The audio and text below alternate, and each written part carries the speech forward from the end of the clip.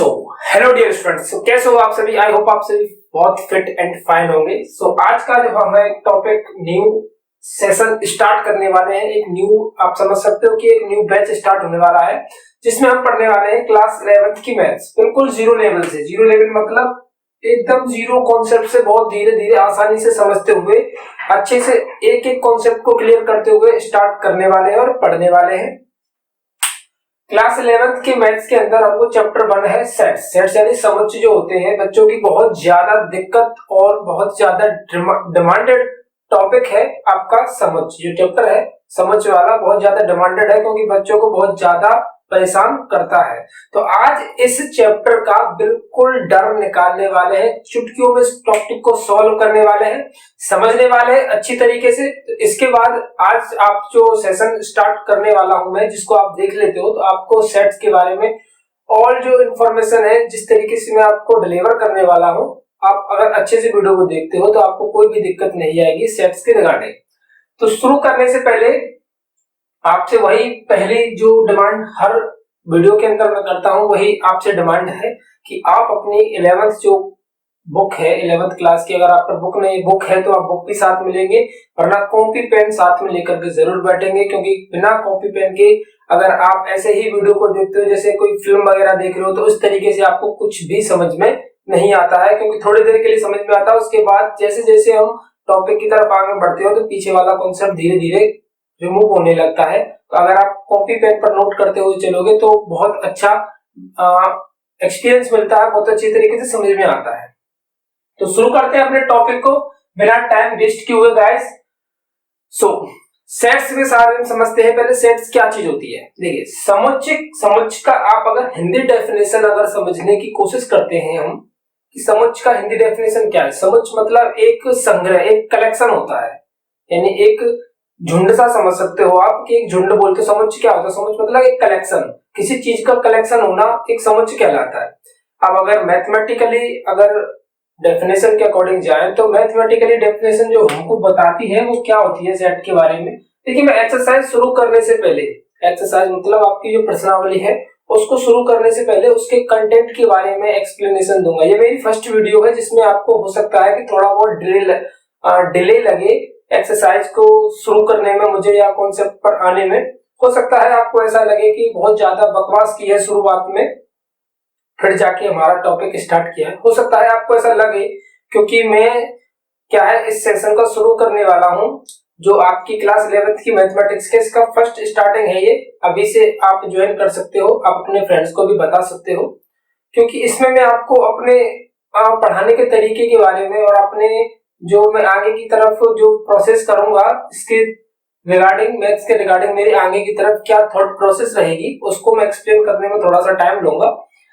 देखिए अब जैसे मैं सेट्स के बारे में पढ़ाने वाला हूं तो ऐसा नहीं है जैसे कि आपको और जो चैनल्स वगैरह हैं और जो पढ़ाते हैं उन पर आपको क्या मिलता है। उन पर मिलता है आपको, जैसे आपने जरूरत है आप एक्सरसाइज जब पढ़ना चाहते हो, आप क्वेश्चन को सॉल्व करना चाहते हो, ठीक है, तो आप क्या है 1.1 एक्सरसाइज पढ़ना चाहते हो तो आपको जो चैप्टर वाइज जो आपको मिलता है कंटेंट, उसमें क्या होता है आपको क्वेश्चन सॉल्व कराते हैं, ठीक है। लेकिन ऐसा नहीं है कि मेरा जो थॉट प्रोसेस है पढ़ाने का वो ये है कि जैसे मैं एक्सरसाइज चालू कराने वाला हूं, क्योंकि मैं समझ के चलता हूं कि आपको कुछ भी नहीं आता है, आप बिल्कुल जीरो हो सेट्स के बारे में, आप 11th क्लास में आए हुए हो और आपको कुछ भी नहीं पता है सेट्स के बारे में क्या होते हैं। तो मैं जब एक्सरसाइज की तरफ चलूंगा तो उससे पहले मुझे पता होना चाहिए कि सेट्स क्या चीज होती है, या फिर जो एक्सरसाइज में पढ़ने वाला हूं, जो प्रश्नावली में 1.1 पढ़ने वाला हूं, तो उसके अंदर मुझे क्या पढ़ना है, उसके से पहले जो थ्योरी है उसकी उसको पढ़ना है मुझे। तो शुरुआत के जो आपके 20 या 25 मिनट जो होंगे हर वीडियो के अंदर, ये नहीं है कि मैं एक ही वीडियो के बारे में ऐसा कुछ बताने वाला हूं। हर वीडियो के अंदर जो मैं अगली एक्सरसाइज शुरू करने वाला हूँ ना, जैसे मैं 1.1 शुरू करूंगा तो उससे पहले मैं बताऊंगा कि 1.1 में हमको पढ़ना क्या है, कि सेट के बारे में क्या होती है, सेट क्या चीज होती है, उसकी थ्योरी जो एक्सप्लेनेशन, जैसे फॉर्मूला नहीं होते कि अगर मैं कोई भी चैप्टर चालू करने वाला हूं तो उससे पहले उसके फॉर्मूला एक्सप्लेन करूंगा, उसके कॉन्सेप्ट एक्सप्लेन करूंगा, उसके बाद क्वेश्चन। डायरेक्ट एक्सरसाइज पे नहीं आने वाले, ऐसा समझाना चाहता हूं मैं आपको। तो अब जैसे सेट पढ़ने वाले हैं तो मैं सेट को पहले एक्सप्लेन करूंगा, सेट के मेथड्स क्या क्या हो सकते हैं, इसके रिप्रेजेंटेशन मेथड क्या क्या हो सकते हैं, उनके बारे में एक्सप्लेन करने के बाद मैं एक्सरसाइज की तरफ स्टार्ट करूंगा। सो गाइस बहुत देर बकवास हो गई, जैसे बकवास नहीं थी, आपके लिए बहुत ही इम्पोर्टेंट एक आपके लिए इम्पोर्टेंट टॉकिंग थी जो कि आपको मुझे बताना था। अब स्टार्ट करते हैं। ज्यादा से ज्यादा 2 या 3 मिनट का टाइम वेस्ट हुआ होगा, हो सकता है 5 मिनट भी हो गए होंगे मुझे। चलिए सेट के बारे में बोलते हैं। तो जो स्टार्टिंग आपकी जो मैथमेटिक्स कहती है कि सेट क्या चीज होता है, तो ऐसा कहते हैं कि well defined collection, well defined collection यानी एक वस्तुओं का किसी वस्तुओं का या फिर किसी ऐसा संग्रह जो कि एक सुपरभाषित संग्रह कहलाए। ठीक है, एक वेल डिफाइंड कलेक्शन क्या कहलाता है? आपका सेट कहलाता है। वेल डिफाइंड कलेक्शन कोई एक कलेक्शन है हमारे पास, उसको एक ऐसी वेल डेफिनेशन से बोलूं मैं जो कि सिर्फ उसी के बारे में बताए, किसी और चीज के बारे में ना बताए, उसको हम बोलते हैं सेट। फॉर एग्जाम्पल जैसे मैंने कहा कि सेट को, जैसे फॉर एग्जांपल देखिए सेट में क्या होता है कि इस मझला कोष्ठक में इसको हम रिप्रेजेंट करते हैं, जिसको मझला कोष्ठक या फिर इंग्लिश में कर्ली ब्रैकेट बोलते हैं इसको, इसके अंदर हम रिप्रेजेंट करते हैं। मैं बताऊंगा भी जिसके मेथड भी होते हैं रिप्रेजेंटेशन के, कि एक रोस्टर मेथड होता है, एक सेट बिल्डर मेथड होता है, यानी एक रोस्टर विधि और एक समुच्चय निर्माण विधि, ये सभी आगे आने वाली है। बट मैं इस वेल डिफाइंड कलेक्शन के बारे में थोड़ा बहुत एक्सप्लेन बताना चाहता हूँ। जैसे मेरे पास एक मैंने सेट लिया, तो उसमें मैंने क्या बोला कि आपके वोवेल्स का जो आपके अंग्रेजी वर्णमाला के स्वरों का समुच्चय, तो ये एक वेल डिफाइंड कलेक्शन है जो कि सिर्फ हमको स्वरों के बारे में ही बता रहा है और किसी भी अंग्रेजी वर्ड के लेटर या फिर किसी के बारे में नहीं बता रहा है। ओनली हमको बता रहा है ए ई आई ओ यू, सिर्फ ओनली 5 वर्ड्स के बारे में बता रहा है। इसको बोलते हैं well defined collection. Well defined collection का मतलब है एक ऐसी परिभाषा जो सिर्फ उसी चीज को इंडिकेट करती हो और किसी के बारे में उसके बारे में कोई चर्चा ना हो, तो उसको बोल सकते हैं हम वेल डिफाइंड कलेक्शन। ठीक है, जैसे अब मैं कहूं कि अंग्रेजी वर्णमाला के व्यंजनों का समूह, व्यंजन मतलब कॉन्सोनेंट बोलते हैं, कॉन्सोनेंट का समूह, तो एक अंग्रेजी वर्णमाला के कॉन्सोनेंटों का समूह एक वेल डिफाइंड कलेक्शन है। क्योंकि कॉन्सोनेंट हमारे कितने होते हैं? 21 होते हैं, जो ई को छोड़कर बाकी के सब आपके क्या होते हैं? कॉन्सोनेंट होते हैं। तो एक वेल डिफाइंड कलेक्शन है जो सिर्फ उन्हीं के बारे में बता रहा है और किसी के बारे में नहीं बता रहा है। जैसे मैं कहूं कि मैथमेटिक्स के अंदर आपके प्राइम नंबर्स का कलेक्शन, तो एक वेल डिफाइंड कलेक्शन होगा, क्योंकि prime numbers only prime numbers ही आएंगे, आपके जितने भी प्राइम नंबर होंगे वो सभी आएंगे। तो आपके ये क्या कहलाएगा? Well defined collection. तो एक वेल डिफाइंड कलेक्शन आपका सेट कहलाता है। ये सिंपल सी डेफिनेशन जो एक्सप्लेनेशन में आपके काम आई। अब क्या है? अब देखिए समुच्चय को हम लिखते कैसे हैं? मझला कोष्ठक के अंदर कॉमा लगा लगा के लिखते हैं। ये समुच्चय हो गया। समुच्चय के अंदर जितना भी जो कुछ भी है वो उसका एलिमेंट कहलाता है। क्या कहलाता है गाइस? एलिमेंट, जिसको हम बोलते हैं हिंदी में अवयव। क्या बोलते हैं हिंदी में? अवयव। तो अगर किसी भी सेट के अवयव अगर हमको रिप्रेजेंट करने या फिर हमको बताने हैं कि सेट में कितने अवयव हैं, तो हमको गिनना होगा 1 2 3 4 5। तो इसके अंदर कितने एलिमेंट हैं गाइस? 5 एलिमेंट है इसके अंदर। और एक जो टॉपिक है जो बहुत ही अच्छा हो सकता नहीं है, बहुत ही बढ़िया टॉपिक है, वो ये है कि इसमें रिपीटिंग कौन जो वैल्यू आती है, यानी रिपीट कर दे अगर हम नंबर को बार बार एक ही नंबर को लिख दे, तो उसका ये मतलब नहीं होता कि इसमें कितने सारे एलिमेंट हो जाएंगे या फिर कितना बड़ा है। जैसे मैं एक समुच्चय के अंदर काफी सारे एक लिख देता हूं, ऐसे लिख देता हूं, तो इसका मतलब ये नहीं है कि इसके अंदर 1 2 3 4 5 6 7 एलिमेंट है, ऐसा मतलब नहीं होता है सेट के अंदर। क्योंकि सेट के अंदर अगर आप किसी भी एक एलिमेंट को बार बार रिपीट करते तो उसका मतलब सिर्फ एक ही होता है। एक बार ही उसको लिख लो या फिर 10 बार लिख दो, मतलब एक ही है उसका। इसका मतलब 1 2 3 ही है, इससे ज्यादा उसका कोई मतलब नहीं है। तो आप चाहो तो इसको नोट कर सकते हो, वेल डिफाइंड कलेक्शन है, सिर्फ इतना है और उससे ज्यादा कुछ नहीं है। अब इसके रिप्रेजेंटेशन के बारे में बात करने वाले हैं कि समुच्चय को रिप्रेजेंट करने के मेथड क्या क्या हो सकते हैं। प्लीज गाइस इसको नोट कीजिए। चलिए, आई होप आपने नोट किया होगा।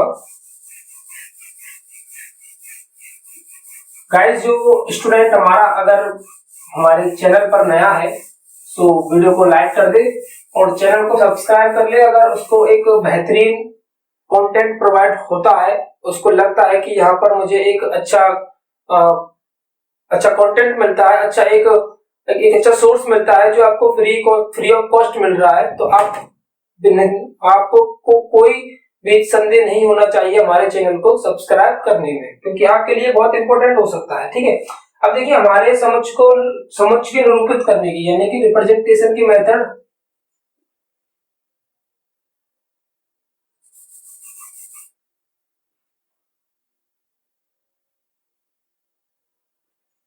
रिप्रेजेंटेशन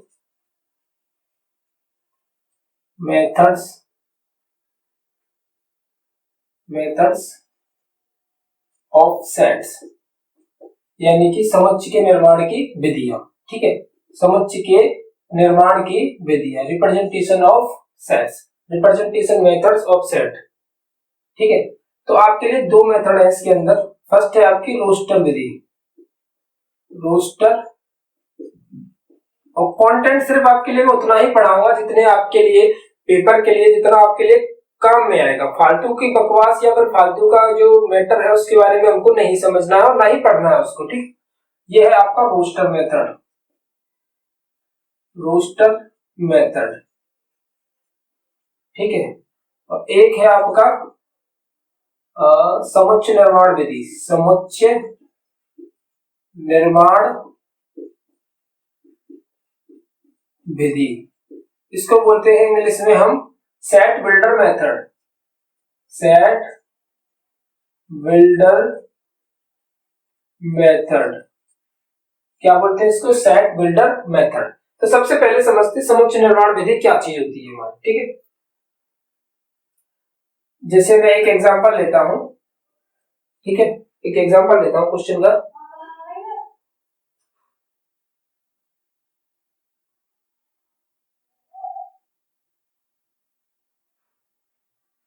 देखिए एक एग्जांपल लिया मैंने, 7 से कम सभी धन पूर्णांकों का समुच्चय, धन पूर्णांकों का समुच्चय, इसके बारे में हमको बताया गया है। क्या बताया गया है? ये क्वेश्चन है कि 7 से कम सभी धन पूर्णांकों का समुच्चय, 7 से कम सभी धन पूर्णांकों का समुच्चय, इसको मुझे लिखना है रोस्टर मेथड में। तो ये रोस्टर मेथड का मतलब होता है कि इसको मैथमेटिकल फॉर्मेशन में लिखो। ये जो सभी हिंदी में लिखा हुआ है, एक लैंग्वेज में लिखा हुआ है, इसके एक लैंग्वेज की फॉर्म में लिखा हुआ है, इसको आप मैथमेटिकल फॉर्मेशन में लिख दो, तो ये आपकी रोस्टर मेथड कहलाएगी। फॉर एग्जांपल, जैसे मैं मान लेता हूं कि मैं एक समुच्चय ए के बारे में बात कर रहा हूं। एक समुच्चय है ए जो कि क्या है कि 7 से कम सभी धन पूर्णांकों का समुच्चय है। तो मैं इस तरीके से महिला क्वेश्चन बनाऊंगा और 7 से कम सभी धन पूर्णांकों का समुच्चय को लिख दूंगा। तो 7 से कम कौन कौन से होते हैं? 1 होता है, 2 होता है, 3, 4, 5, 6, 1, 2, 3, 4, 5, 6, 7, 7 से कम लिखने हैं तो 7 को नहीं लिखना है। तो ये हो गया आपका रोस्टर मेथड का रिप्रेजेंटेशन। क्या हो गया? रोस्टर मेथड का representation. Very very and very easy, कुछ भी नहीं था इसमें। आपने देखा कि ये जो इंग्लिश जो आपकी लैंग्वेज की फॉर्मेशन में एक सेंटेंस लिखा हुआ था, उसको मैंने एक मैथमेटिकल फॉर्मेशन में रिप्रेजेंट किया। इसको बोलते हैं roster method. I hope guys आपको अच्छे से समझ में आ रही है। एक और एग्जांपल में लिखता हूं इधर। जैसे मैंने लिखा, क्या लिखा? मैंने लिखा अंग्रेजी वर्णमाला, चलिए उसको ही लेते हैं। अंग्रेजी वर्णमाला के स्वरों का समुच्चय, स्वरों का समुच्चय, अंग्रेजी वर्णमाला के स्वरों का समुच्चय। अच्छा, इसको आप रोस्टर मेथड में लिखोगे गाइस, तो कैसे लिखना पड़ेगा आपको? ध्यान दीजिएगा, इधर कोई भी इधर उधर नहीं देखेगा। ठीक है, सभी चीजों को इग्नोर करके बैठना है आपको। देखिए अब मुझे अंग्रेजी वर्णमाला के स्वरों का समुच्चय लिखना है। तो अपन को पता है कि अंग्रेजी वर्णमाला के स्वर कौन कौन से होते हैं? ए, ई, आई, ओ, यू। तो अब ये क्या है? एक रोस्टर रिप्रेजेंटेशन है किसका? इस सेंटेंस का। तो इसको बोलते हैं समुच्चय के रोस्टर विधि में निरूपित करना। इस तरीके को बोलते हैं हम समुच्चय के रोस्टर विधि में निरूपित को करना। आई होप आपको ये मेरी बात अच्छे से क्लियर में समझ में आ चुकी होगी। तो ये तो हो गया आपका रोस्टर रिप्रेजेंटेशन। तो guys please take the screenshot या फिर आप इसको नोट कीजिए। फिर बढ़ते हैं हम समुच्चय निर्माण विधि को समझते हैं, फिर एक्सरसाइज की तरफ चलेंगे अपनी फर्स्ट फर्स्ट एक्सरसाइज जो है गाइस, कोई भी डाउट, कोई भी क्वेरी आपके पास अगर होती भी है तो आप मुझे कमेंट करके जरूर बताइएगा। कोई भी दिक्कत, कोई भी परेशानी लेने की आपको जरूरत नहीं है। ओके, कोई भी दिक्कत लेने की जरूरत नहीं है। आपको जैसा भी डाउट आता है आप मुझे नोट कमेंट बॉक्स के जरिए आप मुझे बता सकते हो। मैं आपके डाउट को 100% क्लियर करूंगा गाइस। कोई भी दिक्कत नहीं लेनी है, ठीक है। हम एक नए सेशन की शुरुआत कर रहे हैं और अभी हमारे पास समय है। धीरे धीरे पढ़ेंगे, पढ़ेंगे ऐसे कि दोबारा पढ़ने की जरूरत ना पड़े, ठीक है। और ऐसा तभी हो सकता है आपको अच्छे से। मैं आपको एक छोटी सी थोड़ी देर के लिए स्किप मारते हैं अपने टॉपिक को और थोड़ी देर के लिए आपको बताऊं। देखिए, अगर आप एक चीज को 10 बार पढ़ो या एक चीज को एक बार पढ़ो, दोनों में बराबर तभी होता है जब आप एक एकाग्रता से पढ़ते हो। किससे एकाग्रता? मतलब आपकी जो एक फोकस से पढ़ते हो ना। अगर किसी चीज को एक फोकस से पढ़ते हो तो आपको उसको 10 बार पढ़ने की जरूरत नहीं पड़ेगी। आप एक बार में ही उसको इतना अच्छे से समझ सकते हो जितना 10 बार में आपको दिमाग डाइवर्ट कर करके समझ में आएगी। तो मैं चाहता हूं कि अगर आप, जैसे मैं जहां पर एक्सप्लेनेशन इतने बेहतर तरीके से समझा रहा हूं आपको, अगर एक आप 40-50 मिनट या 1 घंटे का लेक्चर आप ठीक तरीके से एक सूट में अच्छे से फोकस से अगर आप देख लेते हो तो आई शपथ आपको ठीक तरीके से समझ में आएगा। कोई भी डाउट नहीं रहेगा। आपको इतना सा भी डाउट नहीं रहेगा कि आप सर ये नहीं समझ में नहीं आया, इसको आप दोबारा एक्सप्लेन कीजिए। कोई भी दिक्कत नहीं आएगी। और मैं आपको दावे के साथ बता सकता हूं, जिस तरीके से मैं आपको समझा रहा हूं आपको कोई भी इस तरीके का प्लेटफॉर्म पर नहीं समझाएगा, वो भी फ्री ऑफ कॉस्ट। इसके लिए आपको पेमेंट करनी पड़ती है। जो कंटेंट मैं आपको प्रोवाइड कर रहा हूं उसके लिए आपको पेमेंट भी करनी पड़ती है, लेकिन मुझे ऐसा पेमेंट वगैरह का कोई क्राइटेरिया नहीं है। आपको क्वालिटी कंटेंट यहाँ पर जो प्रोवाइड किया जा रहा है वो आपके लिए इनफ है अगर आप अच्छे से पढ़ लेते हो तो। चलिए गाइस, तो नेक्स्ट टॉपिक की तरफ मूव करते हैं, समुच्चय निर्माण विधि। ओके, और जिस किसी भी स्टूडेंट ने अभी तक वीडियो को लाइक नहीं किया है सो गाइस प्लीज आप लाइक बटन को दबा सकते हैं। आपको इस बात के लिए परमिशन लेने की जरूरत नहीं है कि आपको लाइक बटन किसी की परमिशन से दबानी पड़ेगी, ठीक है। देखिए, अब मैं क्या करता हूं, समुच्चय निर्माण विधि लिखता हूं। समुच्चय निर्माण विधि का मतलब है कि जो ये एक समुच्चय लिखा हुआ है ए ई आई ओ यू, एक समुच्चय लिखा हुआ है। अब इसको समुच्चय निर्माण विधि में लिखना है, यानी सेट विल्डर मेथड में लिखना है। मैंने इसको यहां से मिटा देना है। आप समझने ना क्या क्या करना है अपने को। देखिए, अपने को करना है कि सेट बिल्डर मेथड में इसको लिखना है, ठीक है। तो सेट बिल्डर मेथड का मतलब है कि जो चीज, जो बात इसके अंदर रिप्रेजेंट है, एक सेट के अंदर जो बात रिप्रेजेंट है उसको हमको एक लैंग्वेज में लिखना है। जैसे देखिए मैं समझाता हूं। देखिए, जैसे एक सेट है हमारा ए, तो मैं लिखूंगा एक्स सच दैट एक्स, ऐसे लिख सकता हूं x such that x belongs to a लिख सकता हूं क्योंकि ए के बारे में बात कर रहे हैं। या फिर ऐसे भी लिख सकते हो एक्स सच दैट एक्स, ठीक है, बिलोंग टू ना लगाकर भी लिख सकते हो x such that x belongs to a, जहां ए अंग्रेजी वर्णमाला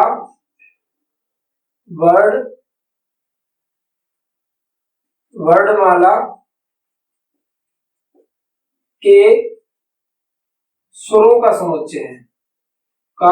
समुच्चय है। यानी मेरे कहने का इतना अर्थ है कि जो बातें इसके अंदर एक मैथमेटिकल फॉर्मेशन में लिखी हुई है उस बात को हमको यहाँ पर इस तरीके से लिखना पड़ेगा। गाइस, उसको क्या लिखना पड़ेगा? इस तरीके से लिखना पड़ेगा कि x such that x belongs to a, यानी x जो है बिलोंग्स टू कर रहा है a में, जहां a एक अंग्रेजी वर्णमाला का समुच्चय है। आप चाहो तो इसको ऐसे भी लिख सकते हो, कोई जरूरत नहीं है इस तरीके से लिखने की। आप ऐसे भी लिख सकते हो x सच दैट x अंग्रेजी वर्णमाला का समुच्चय है, अंग्रेजी वर्णमाला के स्वरों का समुच्चय है,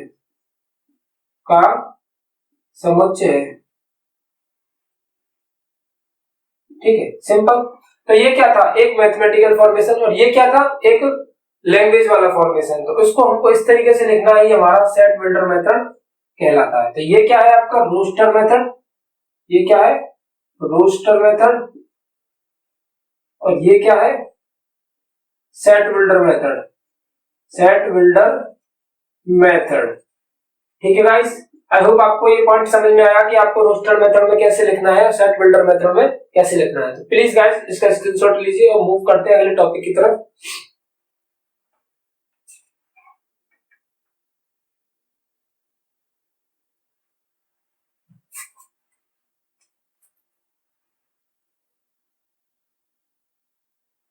चलिए अब आपकी जो है जो एक्सरसाइज, जो प्रश्नावली आपकी 1.1 से रिगार्डिंग जितनी भी थ्योरी हो सकती थी या जितने कॉन्सेप्ट हो सकते थे वो हमने सभी कंप्लीट कर लिए। ठीक है, अब हमको एक्सरसाइज की तरफ चलना है। प्रश्नावली 1.1 है आपकी, मैंने क्वेश्चन लिखे हुए हैं, इनको सॉल्व करने की कोशिश करते हैं। ठीक है, आप चाहो तो इनका स्क्रीनशॉट ले सकते हो, नहीं तो आप अपनी किताब निकाल सकते हो। ठीक है, बुक में पढ़ सकते हो। एक मिनट गाइस,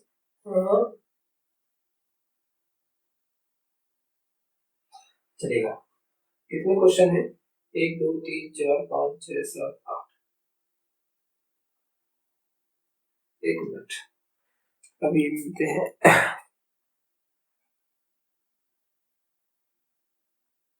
चलिए अब करते हैं शुरुआत क्वेश्चन की। थोड़ा सा एरर आ रहा था।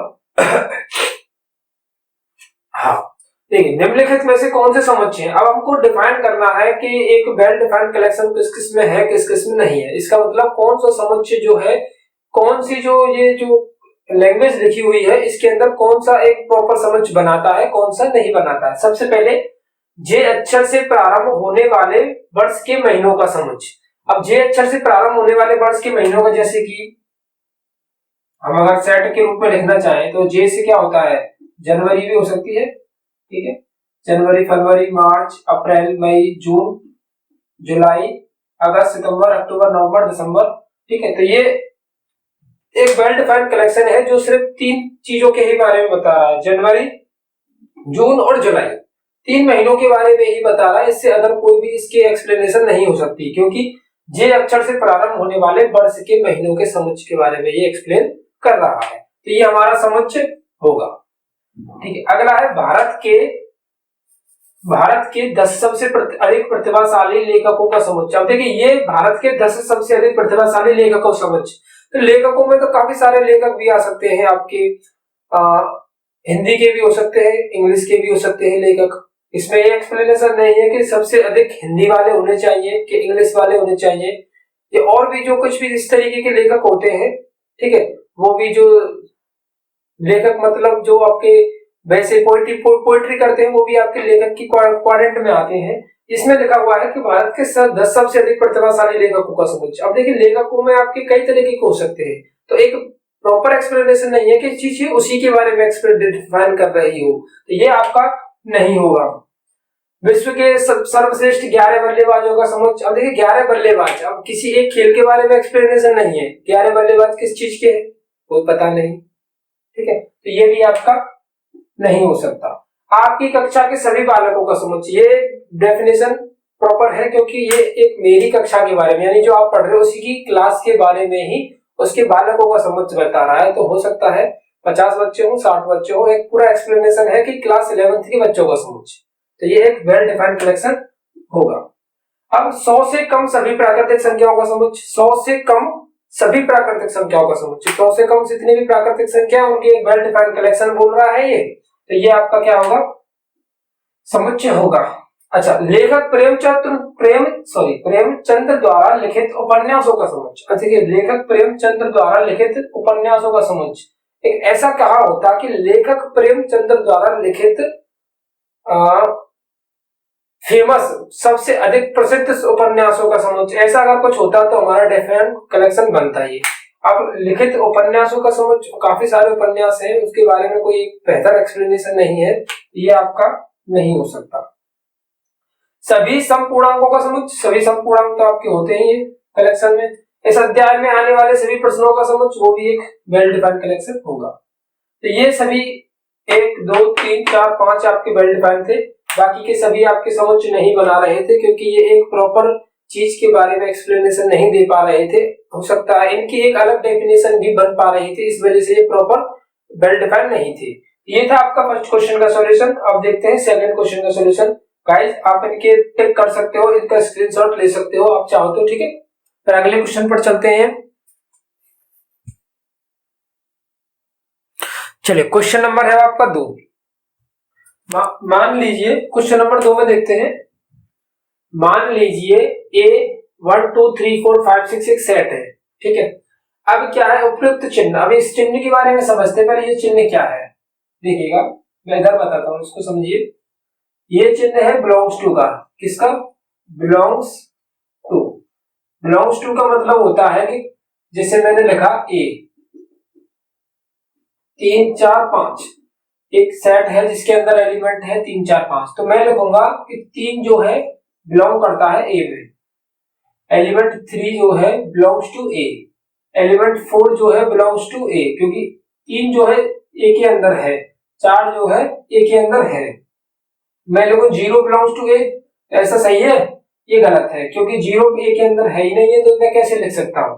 तो इस साइन का मतलब होता है बिलोंग्स टू, यानी कोई एलिमेंट किसी सेट के अंदर बिलोंग करता है कि नहीं है, इसका एक्सप्लेनेशन देता है ये जो चिन्ह है, ठीक है। अब देखिए इसके बारे में हम क्वेश्चन सॉल्व करते हैं।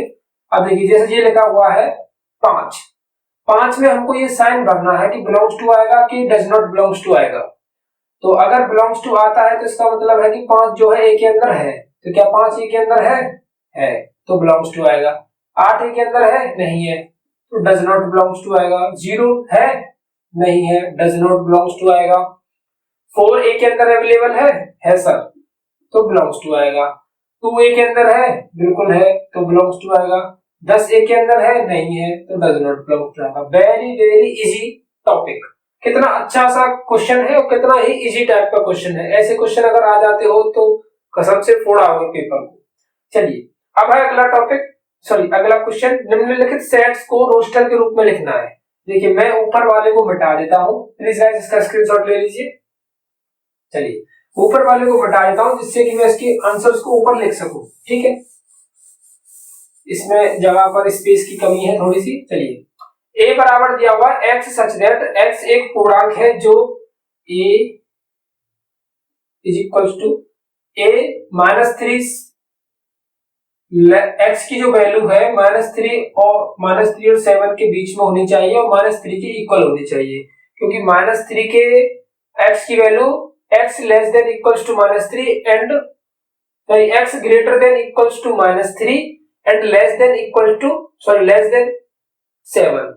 एक्स की वैल्यू 7 से लेस देन होनी चाहिए और एक्स की वैल्यू -3 के इक्वल्स टू और उससे ग्रेटर देन होनी चाहिए। देखिए एक्स की वैल्यू -3 के इक्वल हो सकती है और उससे बड़ी होनी चाहिए, तो कितनी हो जाएगी? -3 से -4 भी हो सकता है। एक पूर्णांक है तो पूर्णांक तो -4 भी हो सकता है, 5 भी हो सकता है, और कोई नंबर आप लेना चाहो तो वो भी आप ले सकते हो, ठीक है, जिससे x की वैल्यू इससे बड़ी होनी चाहिए एक पूर्णांक की फॉर्मेशन में, ठीक है। -3 से एक मिनट ये क्वेश्चन चेक करना चाहिए माइनस इक्वल टू है साइन कि नहीं है इसके अंदर। एक मिनट गाइस, इक्वल टू का साइन अवेलेबल है कि नहीं कि मैंने लगा दिया है गलती से। ठीक है अवेलेबल है इसके अंदर, ठीक है। चलिए तो -3 इक्वल्स टू, तो -3 हो गया, तो -3 से ग्रेटर देन कौन सा होगा? -2 होगा, -1 होगा, 0 भी होगा, 1 2 3 4 5 7 7 होना चाहिए, नहीं होगा, क्योंकि 7 से छोटे नंबर्स चाहिए हमको x के, 7 के बराबर नहीं है। अगर इसके साइन के नीचे इस तरीके का लगा होता तो इसका मतलब 7 के बराबर भी हो सकता था x की वैल्यू में, लेकिन इसके बराबर में नहीं है तो x 7 से छोटा ही होगा, सॉरी 6 भी आएगा, 6 को मैं भूल गया। तो -3 -2 -1 0 1 2 3 4 5 और 6 नॉट अ 7। तो इसको क्या किस तरीके से लिख दिया मैंने? इसको रोस्टर की फॉर्मेशन में इसको लिख दिया जैसे इसने कहा था, ठीक है। ये पहला क्वेश्चन हो गया। दूसरा question, B x such that संख्या 6 से कम पूर्णांकों की 6 से कम एक प्राकृतिक संख्या है। x जो है 6 से कम है, x क्या है? 6 से कम है, तो क्या हो सकता है? 1 2 3 4 5, 6 से कम हुए, इसको रोस्टर मेथड में लिख दिया, क्वेश्चन खत्म। Number 3, x such that x दो अंकों की ऐसी प्राकृतिक संख्या जिनके अंकों का योग 8 हो। अब दो अंकों की ऐसी कौन कौन सी संख्या है जिनके अंकों का योग 8 हो सकता है? देखिए गाइस, आपकी 1 7 17 हो सकती है जिनके अंकों का योग 7 और 8 हो गया। 7 1 भी हो सकती है। 2 6 6 और 2 8 होते हैं। 6 2 भी हो सकती है। 5 3 3 5 भी हो सकती है क्योंकि इनके अंकों का योग कितना है? 5 और 3 8 होते हैं। 3 और 5 8 होते हैं। 4 4 भी हो सकती है और 8 0 भी हो सकती है। इसके अलावा क्या हो सकता है? और कुछ हो सकता है? यही ऐसे नंबर्स हैं जिनको जोड़ने पर हमको 8 प्राप्त होगा दो अंकों के नंबर्स में। तो ठीक है, ये क्वेश्चन नंबर 3 का आंसर, सॉरी सी का आंसर हो गया आपका। क्वेश्चन नंबर 4 है इसके अंदर, डी वाला क्या है? x सच दैट x एक अभाज्य संख्या है जो संख्या 60 की भाजक है। ऐसी संख्या अभाज्य संख्या देखनी है हमको जो 60 को डिवाइड करती हो और वो भी अभाज्य होनी चाहिए। देखिए, दो अभाज्य संख्या होती है जो कि 60 को भी डिवाइड कर सकती है। 3 एक अभाज्य संख्या है, 60 को डिवाइड कर सकती है। 5 एक अभाज्य संख्या है, 60 को डिवाइड कर सकती है। लेकिन 7 एक अभाज्य संख्या है, 60 को नहीं कर सकती। और 11 एक अभाज्य संख्या है, 60 को नहीं कर सकती। 13 एक अभाज्य संख्या है, वो भी 60 को नहीं कर सकती। 17 एक अभाज्य संख्या है, वो भी 60 को नहीं कर सकती। इसका मतलब ये 2 3 5 ही एक ऐसी संख्या है जो 60 को विभाजित भी कर सकती हैं और अभाज्य संख्या भी है। Question number D close. अब क्वेश्चन नंबर ई की तरफ, ट्रिग्नोमेट्री शब्द के अक्षरों का समुच्चय, यानी ट्रिग्नोमेट्री जो ये लिखा हुआ है ना, इसको मुझे एक नंबर से, यानी इनके प्रत्येक लेटर को अलग अलग तरीके से लिखना है। इसका एक सेपरेट मुझे समुच्चय बनाना है। तो T R I G O N O M E ई दोबारा नहीं लिखूंगा मैं, आर भी दोबारा नहीं लिखूंगा, और बाई। अब मैंने हर देखिए दो नंबर ऐसे हैं जो बार बार रिपीट है। एक बार आर दोबारा रिपीट हो रहा था, एक बार टी भी दोबारा रिपीट हो रहा था। एक बार टी लिख दिया, एक बार आर लिख दिया, दोबारा लिखने की जरूरत नहीं है। तो 1 2 3 4 5 6 7 8 9, ये 9 वर्ड ऐसे हैं जो ट्रिग्नोमेट्री के शब्द के समुच्चय को रिप्रेजेंट करेंगे। जो वर्ड दोबारा रिपीट हो रहा है मुझे उसको दोबारा नहीं लिखना है। सो प्लीज गाइस, तीसरे नंबर के क्वेश्चन का स्क्रीनशॉट लीजिए। फिर चलते हैं क्वेश्चन नंबर 4 की तरफ। कोई भी डाउट, कोई भी क्वेरी मिलती है अगर आपको तो प्लीज मुझे कमेंट बॉक्स में बताइए। चलिए क्वेश्चन नंबर 4 देखते हैं। समुच्चय निर्माण रूप में लिखना है इनको हमको, ठीक है। सॉल्यूशन देखिए इनका, इधर लिख देता हूं मैं सॉल्यूशन इनका। देखिए 3 6 9 12 चार अंक है हमारे पास। अब इनको मुझे एक समुच्चय निर्माण रूप में लिखना है। देखिए कैसे लिखते हैं, x सच दैट x। अब x क्या है इस जगह पर? 3 1 3 3 2 6 3 3 9 3 6 12। तो इसका मतलब x सच दैट x क्या है? x 3 की पावर क्या है? n है। 3 की पावर n है, जहां n की वैल्यू क्या है? जहां n की वैल्यू आप लिख सकते हो 1 2 3 और 4 है।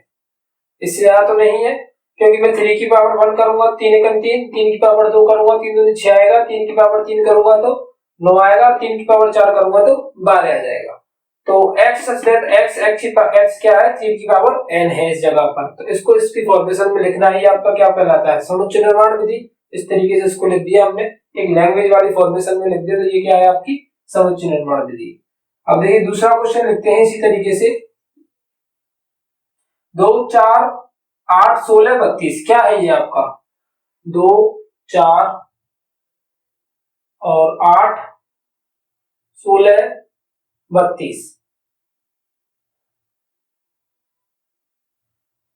तो 2 की पावर x सतहठ, x क्या है?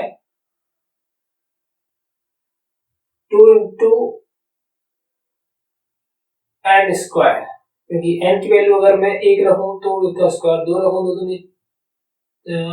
2 रखूंगा तो 4 आएगा, 3 रखूंगा तो 2 की पावर n है, 3 रखूंगा, हाँ ठीक है। तो x सच दैट x 2 की पावर क्या है? इस जगह पर n है, जहां n की वैल्यू कितनी है? 1 2 3 4 5। तो 1 2 3 4 5 है। क्योंकि मैं n की वैल्यू इस जगह पर प्लेस करता हुआ चलूंगा तो मुझे ये वैल्यूज मिलती हुई चलेंगी। तो x सच दैट x क्या? 2 की पावर n है, जहां n की वैल्यू 5 तक की लिमिट में है। 1 2 3 4 5, ठीक है गाइस। चलिए यहाँ तक आपको दिख जाएगा। क्वेश्चन नंबर सी, 5, 25, 125, 625 क्या लग रहा है आपको, ये क्या चीज है? आपको लग रहा है ये स्क्वायर है। x सच दैट 5 की पावर n है, जहां n की वैल्यू क्या है, 1, 2, 3, 4 है। सेम क्वेश्चन है, तीनों एक जैसे पैटर्न के क्वेश्चन है। ठीक है, अब देखिए क्वेश्चन नंबर डी है आपका, इसके अंदर 2, 4, 6। तो x सच दैट x एक सम प्राकृतिक संख्या है, सम संख्या इधर लिख दीजिए, सम संख्या है, क्योंकि क्या है ये सम संख्या ही तो है। 2, 4, 6, 8, 10, 12, 16 जितना भी आएगा सब सम संख्या के अंदर ही आएगा।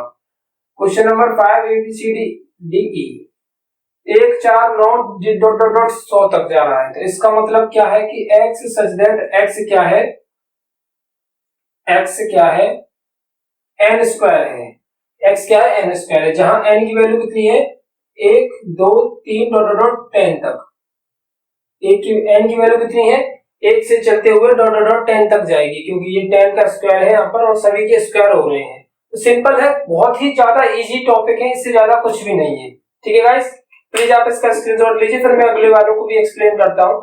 देखिए इसके अंदर आपका कुछ भी नहीं किया मैंने, रोस्टर मेथड को सॉल्व किया, समुच्चय को बताया, और कैसा रोस्टर मेथड में जिस तरीके से आपके रोस्टर मेथड में लिखा हुआ था समुच्चय निर्माण विधि में लिखा, और समुच्चय निर्माण विधि में लिखा हुआ था उनको रोस्टर मेथड में लिखा। इससे ज्यादा इस एक्सरसाइज के अंदर पूरी के अंदर कुछ भी नहीं मिला मुझे अभी तक करने के लिए। ठीक है, अभी अगले पांचवी क्वेश्चन को सॉल्व करते हैं, उसके बाद छठवां क्वेश्चन आप डू इट कीजिएगा, क्योंकि उसमें कुछ भी नहीं है, रोस्टर और ये सब बातें ही हैं जो बहुत छोटी छोटी नॉर्मल सी बातें हैं।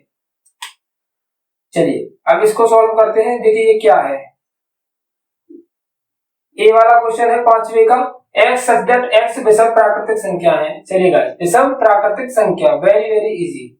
इसको आप विषम प्राकृतिक संख्या को रोस्टर मेथड में लिखना चाहो तो कैसे लिखोगे, विषम प्राकृतिक संख्या 1, 3, 5 डॉट डॉट डॉट डॉट। अब ऐसा तो कोई नहीं कहा कि कितनी लिमिट है इसकी, मैं लिखूंगा कि 1, 3, 5, 7 डॉट डॉट डॉट आगे की तरफ चलता हुआ चलेगा।